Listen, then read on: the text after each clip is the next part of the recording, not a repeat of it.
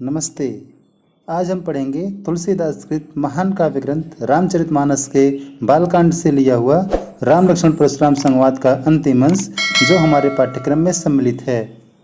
पिछले वीडियो में हमने जाना था कि लक्ष्मण द्वारा युद्ध की चुनौती देने पर परशुराम अत्यधिक क्रोधित हो उठते हैं और वह अपने कंधे से फरसा उतारकर लक्ष्मण को मारने के लिए तत्पर हो जाते हैं, जिस पर गुरु विश्वामित्र अनुरोध पूर्वक लक्ष्मण के अपराध को क्षमा करने की बात कहते हैं। फिर भी परशुराम का क्रोध शांत नहीं होता और वे अपने फरसे से लक्ष्मण को मारकर गुरु ऋण से मुक्त हो जाना चाहते हैं। यह सुनकर विश्वामित्र मन ही मन हंस पड़ते हैं और वे राम लक्ष्मण की वीरता अपने मन में सोचते हैं। तभी लक्ष्मण पुनः बोल उठते हैं। लक्ष्मण क्या बोलते हैं, आइए इस छंद में देखते हैं।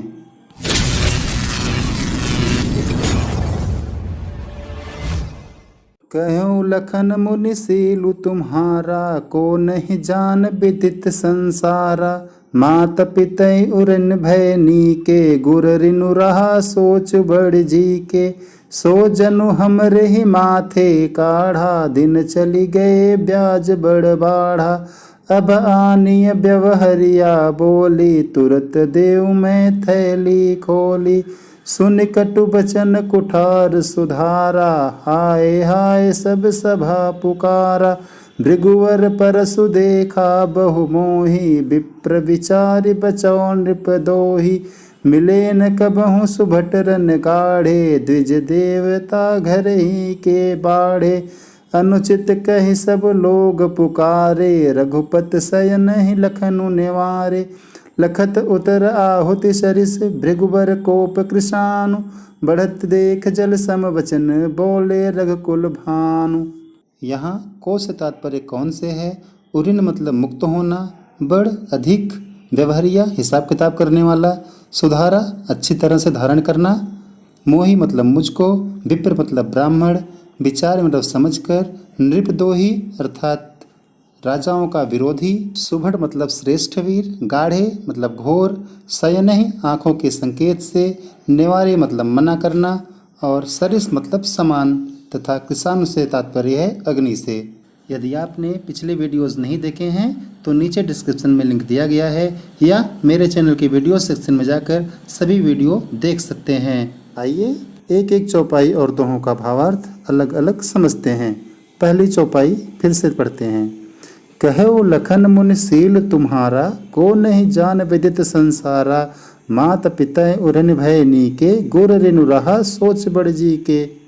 परशुराम समझाने पर भी जब शांत नहीं हुए तो लक्ष्मण उन पर पुनः व्यंग कसते हुए कहने लगे, हे मुनिवर, तुम्हारे सील को तो संसार में कौन नहीं जानता है। वह तो सारे संसार को ज्ञात है कि आप किस प्रकार माता पिता के ऋण से उऋण हुए। केवल गुरु ऋण ही चुकाना शेष रह गया है और उसी की आपके मन में बड़ी चिंता है। लक्ष्मण आगे कहते हैं, सो जनु हमरे ही माथे काढ़ा, दिन चले गए ब्याज बड़ बाढ़ा। अब आनिय व्यवहरिया बोली, तुरत देव मैं थैली खोली। अर्थात आपको गुरु ऋण से मुक्त कराना शायद मेरे ही भाग्य में है। आपका यह गुरु ऋण निकाले हुए भी बहुत दिन हो गया है, इसलिए उसका ब्याज भी बहुत ज़्यादा बढ़ गया होगा। संसार में 3 प्रकार के ऋण होते हैं, मातृ ऋण, गुरु ऋण और पितृ ऋण। परशुराम जी मातृ ऋण और पितृ ऋण से मुक्त हो गए थे, जबकि गुरु ऋण उनका शेष रह गया था, जिससे वह लक्ष्मण को मारकर मुक्त हो जाना चाहते थे। लक्ष्मण कहते हैं कि आपके गुरु ऋण का ब्याज बढ़ गया होगा, अतः आप किसी हिसाब किताब करने वाले को बुला लाइए, जिससे मैं थैली खोलकर आपका पूरा ऋण चुकता कर दूं, सारा हिसाब किताब आपका साफ कर दूं, आप गुरु ऋण से मुक्त हो जाएं। लक्ष्मण के कहने का तात्पर्य यह था कि माता पिता का ऋण तो हे मुनिवर आपने सहस्त्रपाव का वध करके चुका दिया था और गुरु ऋण को चुकाने के लिए आप मेरे वध के लिए तैयार हैं। अतः किसी निर्णायक को नियुक्त कर लीजिए, मेरे साथ युद्ध कर लीजिए, ताकि आपकी ऋण पूर्ति भी हो सके और मेरा आपका वीरता संबंधी निर्णय भी हो जाए। यह सुनकर परशुराम अत्यधिक क्रोधित हो जाते हैं। तुलसीदास जी आगे लिखते हैं, सुन कटु बचन कुठार सुधारा। हाय हाय सब सभा पुकारा। भृगुवर परसु देखा बहु मोही। विप्र विचार बचौ निप्रदोही। अर्थात लक्ष्मण के इन कटु वचनों को सुनकर परशुराम ने पुनः अपना फरसा अच्छी प्रकार से प्रहार करने हेतु थामा। यह देखकर पूरी सभा हाय हाय पुकार उठी। इस पर लक्ष्मण ने पुनः कहा, हे भृगुवंशीय श्रेष्ठ पुरुष, आप बार बार मुझे फरसा दिखाते हैं। हे राजाओं के विरोधी परशुराम, मैं तो आपको केवल ब्राह्मण होने के कारण ही छोड़ रहा हूँ, क्योंकि मेरे कुल के लोग ब्राह्मणों पर वार नहीं करते हैं। लक्ष्मण आगे कहते हैं, मिले न कबहों सुवट रन गाढ़े, द्विज देवता घर ही के बाढ़े, अनुचित कहे सब लोग पुकारे, रघुपत शयन लखन निवारे। अर्थात हे परशुराम जी, लगता है आपको युद्ध में कोई श्रेष्ठ योद्धा नहीं मिला।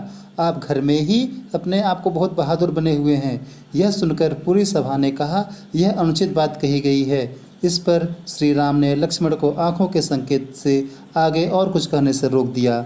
लखन उतर आहुति सरिस, भृगुबर कोप कृसानु, बढ़त देख जल सम वचन, बोले रघुकुल भानु। अर्थात लक्ष्मण के उत्तर श्रेष्ठ भृगुवंशीय परशुराम की क्रोध रूपी अग्नि को आहुति के समान भड़काने वाले थे। परशुराम की क्रोधाग्नि को बढ़ता देख रघुवंश के सूर्य श्री राम जल के समान शीतल समुद्रवाणी में बोले। हमारे पाठ्यक्रम में राम लक्ष्मण परशुराम संवाद का बस इतना ही अंश सम्मिलित है। राम क्या बोलते हैं, परशुराम का इसके बाद क्या उत्तर होता है, इन सब का उत्तर आपको रामचरितमानस में मिल जाएगा। यहाँ अंतिम दोहे में रूपक और उपमा अलंकार का सुंदर उदाहरण है। पूरे पद में राम, लक्ष्मण और परशुराम की चारित्रिक विशेषताएं स्पष्ट हैं।